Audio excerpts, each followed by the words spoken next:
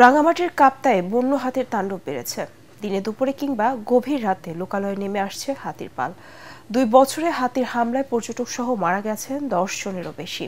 আহত হয়েছেন বহু মানুষ, নষ্ট হচ্ছে ফসল। রাঙামাটি প্রতিনিধি পুলক চক্রবর্তীর পাঠানো রিপোর্ট জানাচ্ছেন আসিফুর রহমান সাগর। রাঙামাটি পাহাড়ি এলাকায় কয়েক মাস ধরে বেড়েছে বন্য হাতির আনাগোনা। হঠাৎ করেই লোকালয়ে নেমে আসছে হাতির পাল। গতকাল সোমবার সন্ধ্যায় কামিল্লাছড়ি রাইন্নাটুকুন এলাকায় হাতির আক্রমণে 2 নারী নিহত হন। হাতির তাণ্ডবে দুমড়ে মুচড়ে যায় 2টি সিএনজি অটোরিকশা। এতে স্থানীয়দের মাঝে বিরাজ করছে চরম আতঙ্ক। সকালবেলা আসলে তেমন একটা সমস্যা হয় না, তবে দুপুরের দিকেও তারপরে একটু থাকে আর কি, ভয় থাকে। আর বিশেষ করে আপনার বিকালের পরে আমি সবার উদ্দেশ্যে একটা কথা বলবো, বিকালের পরে আপনার কেউ এই রোড দিয়ে না আসলেই ভালো হবে। মাঝে মাঝে হাতি এসে আমাদের গাড়ি ভাঙচুর করে, আমাদের ভয় লাগে, তখন আমরা গাড়ি ব্যাক করে চলে যাই।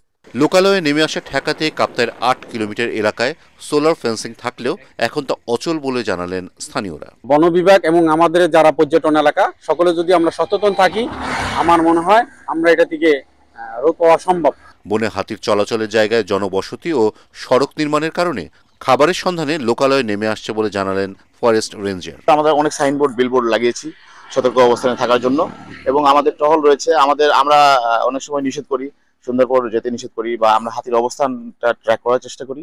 পাহাড়ে হাতির বাসস্থানে আরো গাছ লাগিয়ে তাদের আবাসযোগ্য পরিবেশ তৈরি করলে সংকট কমবে বলে জানালেন বিভাগীয় বন কর্মকর্তা। হাতি তো কোনো লোকালয়ে আসেনি, বেসিক্যালি হাতির যে হ্যাবিটেট তার ভিতরে লোকালয় তৈরি হয়েছে।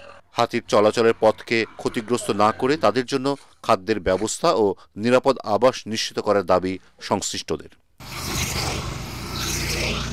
Bureau report, ATN Bangla.